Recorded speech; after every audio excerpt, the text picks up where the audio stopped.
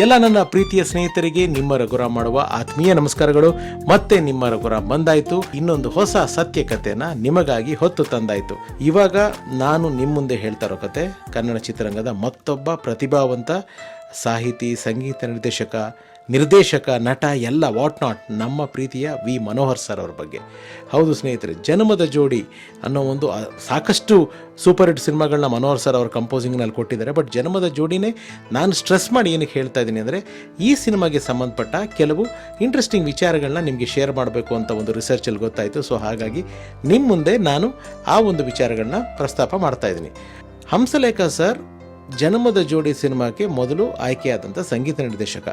ಅವಾಗಿನ ಒಬ್ಬರೊಬ್ಬರು ಒಂದೊಂದು ಕಥೆಗಳು ನಾನಾ ರೀತಿ ಹೇಳ್ತಾರೆ. ಬಟ್ ಒಂದು ಪ್ರಾಪರ್ ಸೋರ್ಸಿಂದ ವಿಷಯ ಗೊತ್ತಾಗಿದೆ ಏನಂತಂದರೆ, ಯಾಕೆ ಹಂಸಲೇಖ ಸರ್ ಆ ಸಿನಿಮಾನ ಮಾಡೋಕ್ಕಾಗಿಲ್ಲ ಅಂತಂದರೆ, ಅವರ ಮಗ ಅಲಂಕಾರ ಅವ್ರನ್ನ ಲಾಂಚ್ ಮಾಡಿ ಸುಗ್ಗಿ ಅನ್ನೋ ಒಂದು ಸಿನಿಮಾಕ್ಕೆ ಹಂಸಲೇಖ ಅವರು ಕೈ ಹಾಕಿದರು. ಅದರದ್ದು ನಿರ್ಮಾಣದ ಜವಾಬ್ದಾರಿ, ಸಂಗೀತದ ಜವಾಬ್ದಾರಿ ಎಲ್ಲವೂ ಹಂಸಲೇಖ ಸರ್ ಅವರ ಹೆಗಲ ಮೇಲಿತ್ತು.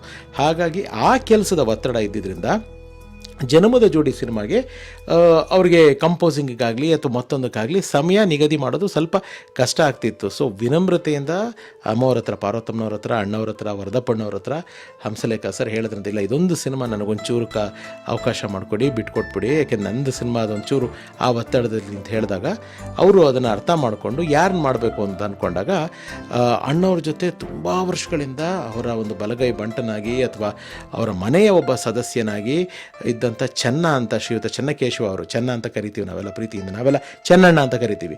ಚೆನ್ನಣ್ಣ ಅವ್ರಿಗೆ ವಿಷಯ ಗೊತ್ತಾಗಿದೆ. ಮನೋಹರ್ ಸರು ಅವಾಗ ಫಿಲ್ಮ್ ಚೇಂಬರ್ ಇವಾಗ ಏನಿದೆ ಅಲ್ಲಿ ಸಂಕೇತ್ ಅಂತ ಇತ್ತು, ಅಲ್ಲಿ ನಮ್ಮ ಶಂಕರ್ನಾಗ್ ಸರ್ ಅವ್ರ ತಂಡ ಮಾಡಿದಂಥ ಒಂದು ರೆಕಾರ್ಡಿಂಗ್ ಆ್ಯಂಡ್ ಡಬ್ಬಿಂಗ್ದೆಲ್ಲ ಥಿಯೇಟ್ರ್ ಇತ್ತು, ಸಂಕೇತ್ ಇತ್ತು. ಸಂಕೇತಲ್ಲಿ ಮನೋಹರ್ ಸರು ಇದ್ದಾರೆ. ಸೊ ನಮ್ಮ ಚೆನ್ನಣ್ಣ ಹೋಗ್ಬಿಟ್ಟು ಹಿಂಗೆ ಕರಿತಿದ್ದಾರೆ, ಒಂಚೂರು ಬನ್ನಿ ಮಾತಾಡಬೇಕು ಅಂತ ಹೇಳಿದಾಗ ಅಲ್ಲಿ ಫಸ್ಟ್ ಮೀಟಿಂಗು ಅಣ್ಣವರು, ವರದಪ್ಪನವರು, ಡೈರೆಕ್ಟರ್ ನಾಗಾಭರಣ ಸರು ಎಲ್ಲರೂ ಇದ್ದಾರೆ. ಮನೋಹರ್ ಹಿಂಗೆ ಮ್ಯೂಸಿಕ್ ಮಾಡಬೇಕು ಜನ್ಮದ ಜೋಡಿ ಅಂತೆಲ್ಲ ಬೇಸಿಕ್ ಮಾತುಕತೆ ಆಗಿದೆ. ಆಮೇಲೆ ನಾಗಾಭರಣ ಸರು ಮನೋಹರ್ ಸರ್ನ ಅವರ ಆಫೀಸಿಗೆ ಕರ್ಕೊಂಡೋಗಿ ಕಂಪ್ಲೀಟು ಸ್ಕ್ರಿಪ್ಟ್ನ ನರೇಟ್ ಮಾಡಿದ್ದಾರೆ. ಆ ಕಂಪ್ಲೀಟ್ ಕಥೆನ ಕೇಳ್ತಾ ಇರೋಂಗೆ ಮನೋಹರ್ ಸರು ಒಂದು 12 ಸಾಂಗ್ ಪ್ಲೇಸ್ಮೆಂಟ್ ಮಾಡ್ಬೋದು ಸರ್ ಈ ಪಿಕ್ಚರ್ಗೆ ಅಂದ್ರಂತೆ. ಅವಾಗ ನಾಗಾಭರಣ ಸರ್ ಇಲ್ಲ 6ರಿಂದ 7 ಸಾಂಗ್ ಅಷ್ಟೇ, ಎಲ್ಲನೂ ಸಾಂಗಲ್ಲಿ ಆಗ್ಬಿಟ್ರೆ ಡೈಲಾಗ್ಗಳು ಕೆಲವು ನಾವು ಹೇಳೋದಕ್ಕಾಗೋದಿಲ್ಲ, 6ರಿಂದ 7 ಸಾಂಗ್ ಮಾಡೋಣ, ನಾಳೆಯಿಂದನೇ ಕಂಪೋಸಿಂಗು ಅಂತ ಬೆಳಗ್ಗೆಯಿಂದನೇ ಅಣ್ಣವ್ರ ಮನೆಯಲ್ಲಿ ಕಂಪೋಸಿಂಗು. ಸೊ ಫಸ್ಟ್ ಡೇ ಎಲ್ಲ ಬೆಳಗ್ಗೆ ಅದು ಮಜಾನೇ ಬೇರೆ ಬಿಡಿ. ಅದು ಅಣ್ಣವ್ರ ಮನೆಯಲ್ಲಿ ಆ ಒಂದು ಕಂಪೋಸಿಂಗ್ ಅಥವಾ ಡಿಸ್ಕಷನ್ನು ಇದೆಲ್ಲ ಅದು ಒಂದು ಗತಕಾಲದ ವೈಭವ. ಅದನ್ನು ಕೇಳೋದಕ್ಕೆ ತುಂಬ ಚೆನ್ನಾಗಿರುತ್ತೆ. ನಾನು ಕೂಡ ಅದು ಯಾವುದು ನೋಡಿಲ್ಲ, ಅನುಭವಿಸಿಲ್ಲ, ಬಟ್ ಎಲ್ಲ ಹಿರಿಯರು ಹೇಳಿರೋದನ್ನ ಕೇಳಿ ತಿಳ್ಕೊಂಡಿರೋದು. ಬೆಳಗ್ಗೆನೇ ಅಚ್ಚುಕಟ್ಟಾಗಿ ಒಂದು ಬ್ರೇಕ್ಫಾಸ್ಟ್ ಆದಮೇಲೆ ಕಂಪೋಸಿಂಗು. ಮನೋಹರ್ ಸರ್ ಜೊತೆಗೆ ಎಲ್ ಶಾಸ್ತ್ರಿ ಅವರು ಬಂದಿದ್ದಾರೆ, ಅವ್ರು ಕರ್ಕೊಂಡು ಹೋಗಿದ್ದಾರೆ. ಯಾಕೆಂದರೆ ಕೆಲವು ನೋಟ್ಸ್ಗಳು ಬರ್ಕೊಂಡು ಹಾಡುಗಳು ಅವ್ರ ಮುಂದೆ ಹೇಳಿ ತೋರಿಸೋದಕ್ಕೆ ಅಂತ. ಫಸ್ಟ್ ಸಾಂಗ್ ಕಂಪೋಸ್ ಆಗಿದ್ದೆ ಇವನ್ಯಾರ ಮಗನೋ ಹಿಂಗವನಲ್ಲ ಆ ಸಾಂಗ್. ಬಹುಶಃ ಮನೋಹರ್ ಸರ್ಗೆ ಇದು ನನ್ನ ಅನಿಸಿಕೆ, ಅಣ್ಣವ್ರನ್ನ ವೈಟಲ್ಲಿ ಬೆಳಗ್ಗೆ ಫ್ರೆಶ್ ಆಗಿ ಹಂಗೆ ರೆಡಿಯಾಗಿ ಹಂಗೆ ಕಂಪೋಸಿಂಗ್ ಬಂದು ಕೂತಿರೋದನ್ನ ನೋಡಿ ಫಸ್ಟೇ ವಿತ್ ಲಿರಿಕ್ಸ್ ಜೊತೆಗೆ ಆ ಟ್ಯೂನ್ ಹೇಳಿದ್ರಂತೆ.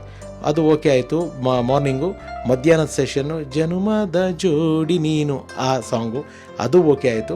ಸೊ 2 ದಿವಸದಲ್ಲಿ 4 ಸಾಂಗು, ನೆಕ್ಸ್ಟ್ ಡೇನು ಇನ್ನು 2 ಸಾಂಗ್ ಆಗೋಯ್ತು, ಓಕೆ ಆಗೋಯ್ತು. ಸೊ ಇನ್ನು ಮಿಕ್ಕಿರೋದೆಷ್ಟು 2ರಿಂದ 3 ಸಾಂಗು.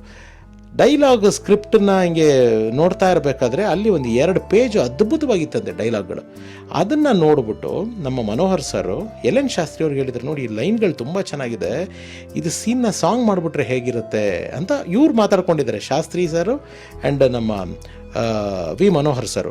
ಚೆನ್ನಾಗಿರುತ್ತೆ ಅಂತೆಲ್ಲ ಹೇಳಬೇಕಾದ್ರೆ ವರದಪ್ಪ ಅವರು ಕೇಳಿದ್ರೆ ಏನೇನೋ ಮಾತಾಡ್ತಿದ್ರು, ಏನೋ ಹಾಡು ಬಗ್ಗೆ, ಹೊಸ ಟ್ಯೂನ್ ಬಗ್ಗೆ. ಸರ್ ಹೌದು, ಇದು ನೋಡಿದೆ, ಈ ಡೈಲಾಗ್ಸ್ಗಳು ತುಂಬ ಚೆನ್ನಾಗಿದೆ, ಇದನ್ನು ಏನಾದರೂ ಒಂದು ನಾವು ಸಾಂಗ್ ಮಾಡ್ಬೋದಾ ಅಂತ ನೋಡ್ತಾ ಇದ್ದೀವಿ, ಹೇಳಿ ನೋಡೋಣ ಅಂದ್ರಂತೆ. ಸರ್ 1 hour ಟೈಮ್ ಕೊಡಿ ಅಂತ ಅಂದ್ಬಿಟ್ಟು ಇವ್ರು ಆಚೆ ಬಂದು ಅಣ್ಣವ್ರ ಮನೆ ಲಾನಲ್ಲಿ ಕೂತ್ಕೊಂಡು ಅಲ್ಲಿ ಡೈಲಾಗ್ ಶೀಟ್ನ ಎತ್ಕೊಂಡು ಅದಕ್ಕೆ ಬೇಕಾದಂಥ ಟ್ಯೂನ್ಗಳನ್ನ ಮಾಡಿ ಹೇಳಿ ತೋರಿಸಿದ್ದಾರೆ. ವರದಪ್ಪ ಅವ್ರಿಗೆ ಇಷ್ಟ ಆಗಿದೆ, ಚೆನ್ನಾಗಿದೆ, ಆದರೆ ಈ ಲೆಂತ್ ಆಗಿಬಿಡಲ್ವಾ ಇದು ಅಂತ ಕೇಳಿದ್ರಂತೆ. ಸರ್ ರೆಕಾರ್ಡ್ ಮಾಡೋಣ, ಅಕಸ್ಮಾತ್ ಏನಾದ್ರು ಲೆಂತ್ ಅಂತ ಅನಿಸಿದ್ರೆ ಎಡಿಟ್ ಮಾಡೋಣ ಅಂತ ಹೇಳಿದ್ದಾರೆ. Okay fine. ನೆಕ್ಸ್ಟು ಚಾಮುಂಡೇಶ್ವರಿನಲ್ಲಿ ರೆಕಾರ್ಡಿಂಗು, ಟ್ರ್ಯಾಕ್ನ ನಮ್ಮ ಎಲ್ ಶಾಸ್ತ್ರಿ ಸರೇ ಹಾಡಿದ್ರು. ಆಮೇಲೆ ಶಿವಣ್ಣ ಅವ್ರು ಬಂದು ಹಾಡಿದ್ರಂತ ಹಾಡನ್ನ. ಶಿವಣ್ಣ ಅವ್ರು ಹಾಡಿದಾಗ ವರದಪ್ಪಣ್ಣ ಅವ್ರು ಬಂದ್ಬಿಟ್ಟು ಕೇಳಿದ್ರು, ಏನಪ್ಪ ಶಿವು ಓಕೆನಾ, ಲೆಂತ್ ಆಗಲ್ವಾ? ಇಲ್ಲ ಅಪ್ಪಣ್ಣ ತುಂಬ ಚೆನ್ನಾಗಿರುತ್ತೆ, ಇದನ್ನು ಮಾಡೋಣ, ಇದಕ್ಕೆ ನಾನು ಬರೋಣ ಒಂದು ಪ್ಲ್ಯಾನ್ ಮಾಡಿದ್ವಿ. ನಾಗಾಭರಣ ಸರು, ಗೌರಿಶಂಕರ್ ಸರು ಆ್ಯಂಡ್ ಶಿವಣ್ಣ ಸೇರಿ ಈ ಸಾಂಗ್ನ ಹೆಂಗೆ ತೆಗಿಬೇಕು ಅನ್ನೋದನ್ನು ಆಲ್ರೆಡಿ ಪ್ಲ್ಯಾನ್ ಮಾಡಿದ್ದಾರೆ.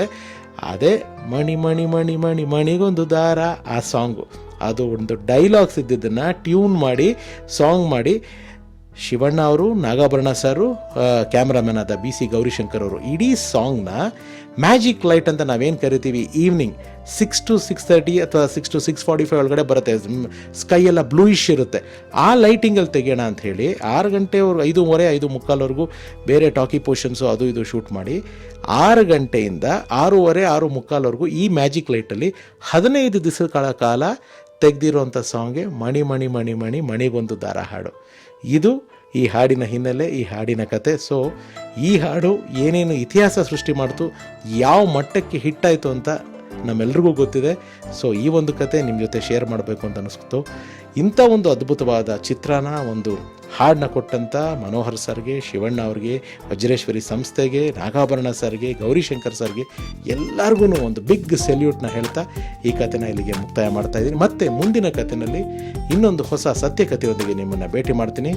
ಅಲ್ಲಿವರೆಗೂ ನಿಮ್ಮೆಲ್ರಿಗೂ ನಿಮ್ಮ ರಘುರಾಮ್ ಮಾಡುವ ಪ್ರೀತಿಯ ನಮಸ್ಕಾರ. ಎಲ್ರಿಗೂ ಒಳ್ಳೆಯದಾಗಲಿ. ಸರ್ವೇ ಜನ ಸುಖಿನೋ ಭವಂತು. Love you all.